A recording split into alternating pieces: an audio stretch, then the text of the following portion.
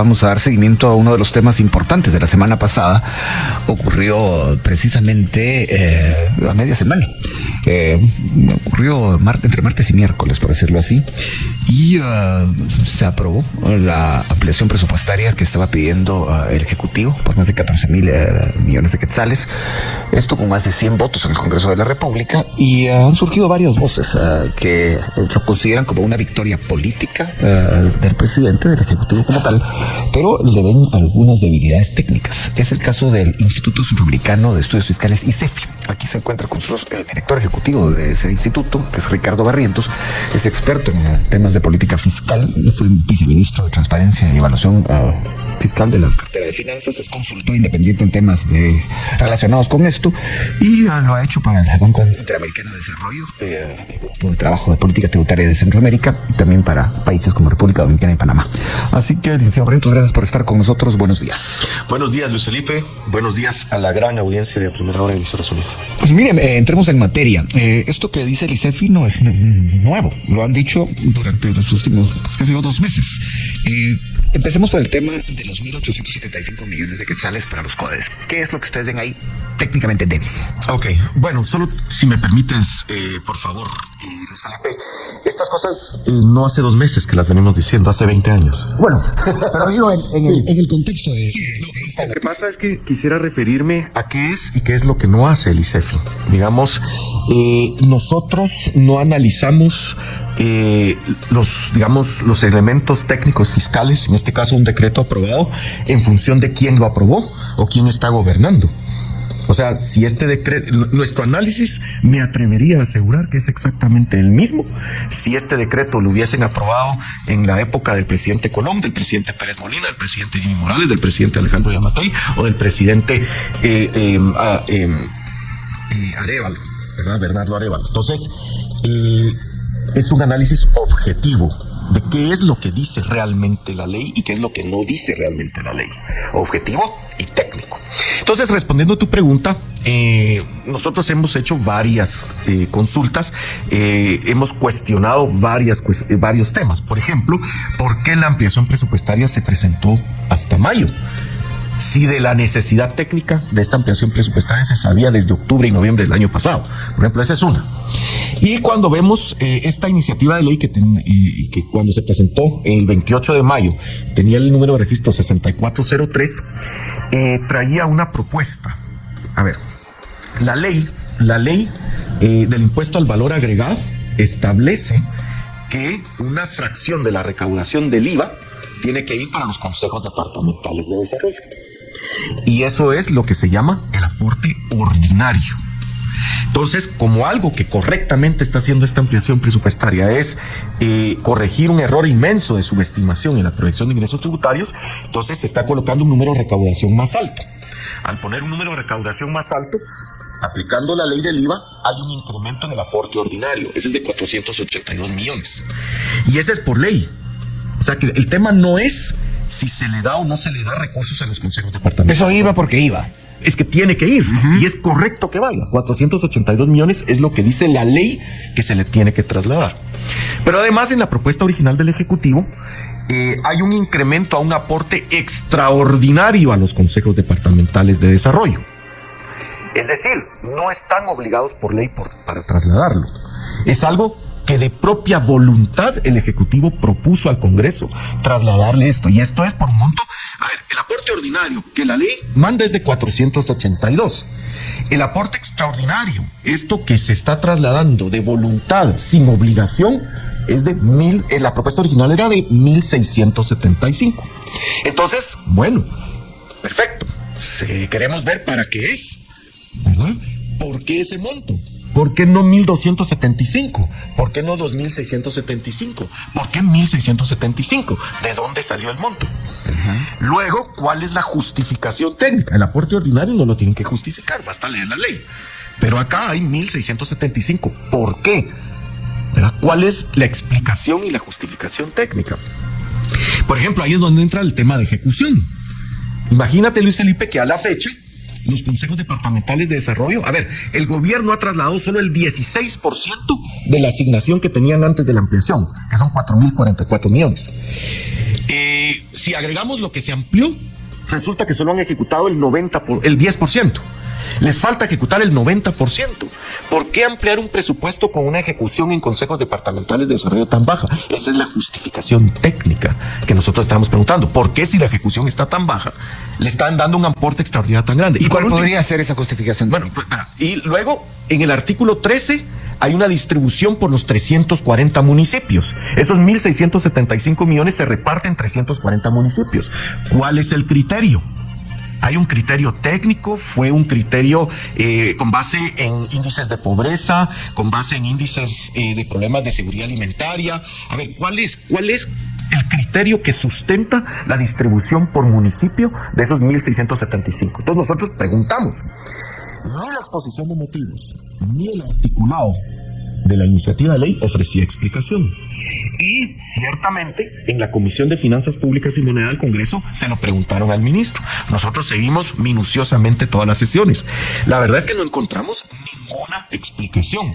Entonces nuestra posición en un comunicado que emitimos el 4 de junio es, dado que no hay una explicación ni una justificación técnica de un aporte extraordinario que no están obligados por ley a darle a los consejos departamentales de desarrollo, y sin reglas del destino, controles de transparencia, y además todavía hay un artículo ahí medio ambiguo, lo podemos leer si quieres, donde dice que lo que no ejecuten de repente lo van a poder usar el próximo año, que era una práctica que hemos criticado sistemáticamente en los gobiernos anteriores, que hemos señalado de corrupción. Pero usted dice de repente. O sea, de repente puede ser. O sea, técnicamente les falta el 90% de ejecutar. Uno puede, o a menos de que algo extraordinario sepan, tengan planificado, pero ¿por qué no lo dicen? Díganos qué tienen pensado hacer con esos 1.675 millones de quetzales extra. No hubo respuesta, y de ahí por eso es que el 4 de junio recomendamos al Congreso de la República, en la medida que no haya una explicación, una justificación técnica, esa es una propuesta que recomendamos no aprobar. Se lo recomendamos al Congreso, se lo recomendamos al Ejecutivo. Y la respuesta, y además no solo fuimos nosotros, hubo, por ejemplo, en la audiencia de la Comisión de Finanzas estaba ahí también otros centros de pensamiento, estaba CIES, estaba el CIEM, por ejemplo, y resulta que claramente hay heterogeneidad en posiciones ideológicas, pero en ese punto coincidimos, no hay justificación técnica, y la respuesta a estas recomendaciones es el decreto aprobado. No solo lo aprobaron desoyendo las recomendaciones, sino que además le subieron 200 millones más, son 1.875. Que fue el dato que yo di inicialmente. Correcto. Bueno, preguntas que surgen de eso. Hay quienes dicen que el término ampliación no es el correcto. ¿Usted qué opina? No, la ampliación es el término correcto. Es que, a ver, se ha hablado de... Dice, bueno, se lo pongo de otra manera, que la plata está, pero que les dieron aprobación, un permiso para gastársela. Sí, a ver, es que hay una jerga técnica en materia presupuestaria. Se habla de ampliación, se habla de reordenamiento, se habla de readecuación. A ver, por ejemplo, en la jerga técnica, eso no está escrito en ningún lado, pero si hablamos con las y los colegas de la Dirección Técnica del Presupuesto, la Dirección de Análisis Fiscal del Ministerio de Finanzas, nos vamos a entender bien. Una ampliación presupuestaria se refiere a una acción que modifica el techo presupuestario global. Y como su nombre lo indica, generalmente es una modificación al alza, ¿verdad? Y la literal B del artículo 171 de la Constitución dice que eso solo lo puede hacer el Congreso de la República. Eso es lo que en la jerga técnica se llama una ampliación. Un reordenamiento, una readecuación presupuestaria en la jerga técnica son modificaciones al presupuesto que no cambian el techo global. Entonces, por ejemplo, yo le quito a un ministerio para darle a otro, pero exactamente lo que le quité a uno es lo que le di a otro. Este es lo que en matemáticas se llama un juego de suma cero. Entonces, el techo global, y eso se puede hacer sin necesidad de ir al Congreso. Eso está regulado en el artículo 32 de la Ley Orgánica del Presupuesto. Entonces, readecuación, reordenamiento, ampliación, más o menos yo creo que son cambios presupuestarios, pero en la jerga técnica tienen esa como jerarquía de quién lo hace, ¿verdad? Un reordenamiento lo puede hacer el Ejecutivo sin ir al Congreso, una ampliación tiene que ir al Congreso. Bueno, eso es interesante que usted lo explique porque hay ciertas dudas. Uno recoge como periodista lo que la gente dice en la calle y tiene duda. Bueno, usted habla, si no estoy mal, no en el comunicado del ICEFI, sino que en su columna de opinión personal habla de que hay buena parte de estos fondos de la ampliación que están vulnerables a la corrupción. ¿Cómo explicaría eso? No, eso está dicho en el comunicado del ICEFI, sí, cómo no. O sea, está dicho en los dos lados. Entonces. Está dicho en los dos lados. Claro. En ambos aspectos. Sí, lo recuerdo de su columna. Sí. Y digamos, mi columna es una opinión personal que no refleja la posición del instituto. Eso yo creo que hay que recordarlo. Ahora, vayamos sobre el comunicado. El comunicado sí lo dice. ¿verdad? Y lo que pasa es que nosotros vemos en la propuesta inicial del Ejecutivo este problema del incremento al aporte extraordinario a los consejos departamentales de desarrollo. Esta no es una posición peyorativa en contra de los CODEDES, es una crítica técnica a la falta de explicación y justificación técnica a un incremento al aporte extraordinario que no está obligado por ley. Eso ya lo explicamos. Pero luego, en la maratónica jornada de la noche del 14 de agosto, cuando se aprobó esta ampliación presupuestaria, ahora decreto 14-2016, que aún no ha sido sancionado por el presidente, aún no está vigente, se aprobaron varias enmiendas.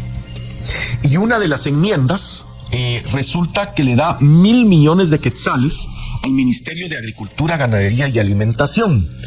De esos 1,500 millones son para la adquisición, 400 millones para la adquisición de fertilizantes, 80 millones para la adquisición de semillas y, si no recuerdo mal, aquí tengo los datos, 20 millones para la adquisición pública de aperos de labranza. Ahora, el artículo de la enmienda aprobada dice además que estas adquisiciones públicas, voy a leer textualmente, porque de la ley se habla con la ley en la mano. Para las adquisiciones señaladas, no será obligatoria la licitación ni la cotización y se podrá realizar la compra directa de insumos para la producción agrícola hasta por el monto señalado en el presente artículo. ¿Ahí ve usted la vulnerabilidad en cuanto al tema de corrupción? Sí. Porque hay suficientes antecedentes que nos enseñan. Uno de los focos de corrupción que incluso la Comisión Internacional contra la Corrupción en Guatemala investigó, denunció públicamente, era la adquisición pública fraudulenta de fertilizantes e insumos agrícolas. ¿Y eso cómo podría prevenirse y controlarse? Bueno, en primer lugar, habló ayer el presidente. Sí, en primer lugar, cuando uno ve cómo se hizo en el pasado las digamos, operaciones fraudulentas, y uno lo compara, pues esto hay que verlo objetivo y técnico, hay que desapasionarse, no hay que ver quién lo propuso, hay que ver qué es lo que dice la ley. Y eso es lo que me parece que nos está costando. Porque unos dicen, es que lo que pasa es que Yamatei era corrupto y Bernardo Arévalo es honesto. Fantástico. Pero ¿qué es lo que dice la ley? Y uno compara, por ejemplo, durante la década pasada, al final, cuando se produjeron estos casos de fraude en la adquisición pública de fertilizantes, y uno mira las normas que estuvieron vigentes y pone la norma aprobada y las compara, es lo mismo. Es decir, se autoriza un monto millonario para la adquisición de estos insumos, pero se exonera la obligación de usar las formas de compra y contratación más confiables, más transparentes, más competitivas. Y lo que no nos exoneramos es de la pausa. El análisis que se hace surge de un comunicado presentado por el ICEFI, que es el Instituto Centroamericano de Estudios Fiscales, en el que plantea que la ampliación presupuestaria que se aprobó en el Congreso la semana pasada con más de 100 votos tiene errores de forma y de fondo desde el punto de vista técnico. Y aquí con nosotros está el director ejecutivo de ICEFI, Ricardo Barrientos, ex viceministro de Finanzas. Por cierto, en la línea y en el tema de la transparencia y evaluación fiscal. Licenciado Barrientos, sigamos con esta charla. Usted ha hecho una crítica que se refleja muy bien en este comunicado del cual hablo, de este problema técnico que usted ve, falta de sustento técnico. Ahora la pregunta es esta: ¿no estamos presenciando en lo que muchos consideran una victoria política del Ejecutivo o del oficialismo, lo que se conoce como realpolitik? Bueno, a ver, primero, el ICEFI debe, digamos, según su mandato y su propio estatuto, es un ente más técnico, es un ente técnico. Claro, que debemos entender la política, pero es técnico. Así es que nosotros analizamos el texto de lo aprobado, sin voltear a ver quién está detrás del texto. Es si esta es la ley, ¿verdad? Porque si no, ¿qué es lo que puede pasar? Si esta misma ley, por ejemplo, la hubiese aprobado la legislatura en la época de Yamatei, entonces el ICEFI debería tener una posición. Pero si ahora, como está siendo aprobada en la legislatura en la época del presidente Arévalo, entonces debemos cambiar la postura siendo el mismo texto. No, esa no es una posición creíble, técnica y objetiva. Ahora bien, lo que se dice es que, y a ver, aquí hay que tener mucho cuidado. Para el ICEFI, y perdón por don Nicolás Maquiavelo, pero la corrupción no puede ser un fin que justifique, no puede ser un medio que quede justificado por un fin bueno. he visto algunos comentarios que dicen, bueno, es que a ver, es que la fiscal general es un problema, hay que modificar la ley orgánica del Ministerio Público. Entonces, si había que pagarle unos sobornos ahí a unos diputados, darles unas obras, a ver, esto del Ministerio de Agricultura, que puedan comprarse 400 millones de fertilizantes, 20 millones en semillas, 80 millones en aperos de labranza sin control, en compra directa, claramente reproduciendo una práctica del pasado, que es feo, pero si eso tiene como fin supremo modificar la ley orgánica del Ministerio Público para sacar a la fiscal general, entonces está justificado. Me temo que la única respuesta que el ICEFI puede dar a ese tipo de razonamiento es que no estamos de acuerdo. Ahora bien, la pregunta aquí es, el hecho de que se haya pasado así la ley no implica directa y necesariamente que va a haber corrupción. Claro. A ver, es que estoy yendo a la lógica que estabas planteando. El tema de la real Nosotros política. hemos advertido riesgos. No estamos señalando actos de corrupción consumados, porque esta ley ni siquiera ha cobrado vigencia. Pero estoy con la lógica que me preguntaste.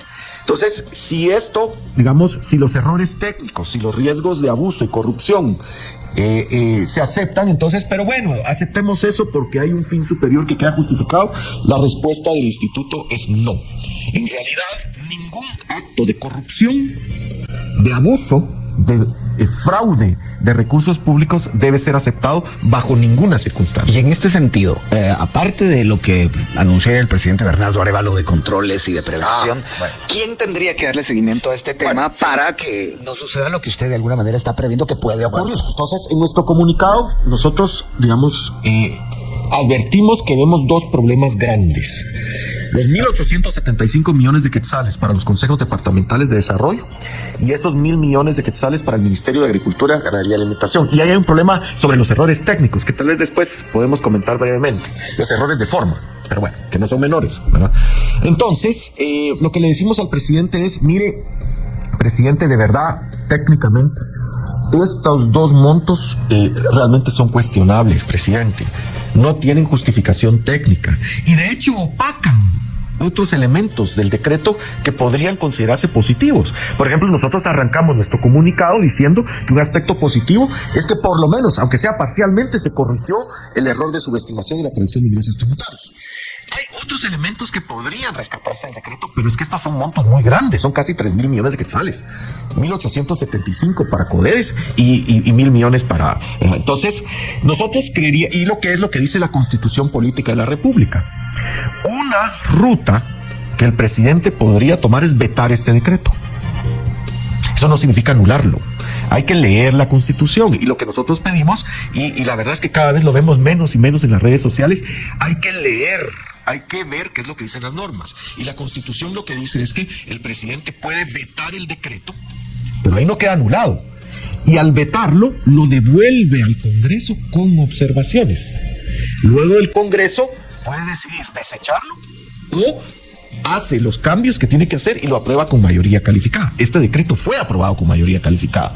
Entonces, por ejemplo, una ruta que sería siguiendo lo que la Constitución dice es que lo vete y lo devuelva al Congreso, removiendo esas dos asignaciones. Es una ruta, pero es una ruta, digamos, que... Como teórica. Ahora, hemos visto al presidente... Tenemos muy poco tiempo. Sí. ¿Hay alguna, pero qué entidad? Se lo digo porque, por ejemplo, el Ministerio Público, si me pasa algo ahí, no le va a perdonar nada. No, pues claro. Y es que ¿no? por eso es que nosotros creemos que sí estamos apoyando una gestión advirtiendo esto. La otra ruta es el Ejecutivo puede emitir acuerdos gubernativos con disposiciones reglamentarias estrictas para el control de esto. Y es lo que también les estamos recomendando. ¿Verdad? O sea, darles un seguimiento especial a esos montos. Y hacer reglamentos muy estrictos de control. Hay una pregunta que quiero hacerle antes de que termine. El tiempo se nos terminó ya casi. Pero usted es el director ejecutivo del ICEFI. El actual ministro de Finanzas, Jonathan Mancos, proviene del ICEFI. Él lo ha llamado por teléfono, le ha dicho algo al respecto de la posición del ICEFI. Gracias por esta pregunta, Luis Felipe. Quiero declarar públicamente y hacerle un reconocimiento al ministro de Finanzas que ha demostrado un respeto estricto a la independencia del instituto. No se ha aprovechado de una relación de amistad personal que hay entre él y yo para levantar el teléfono y cuestionarme nuestro comunicado. Públicamente digo que reconocemos y aplaudimos el respeto que sentimos por parte de las entidades que estamos criticando respecto a la independencia técnica del ICEFI. Lo que no tengo más es tiempo, licenciado Barrientos. Muchas gracias por haber estado acá en la primera hora. Y bueno, tendremos que seguir conversando sobre el tema, me parece.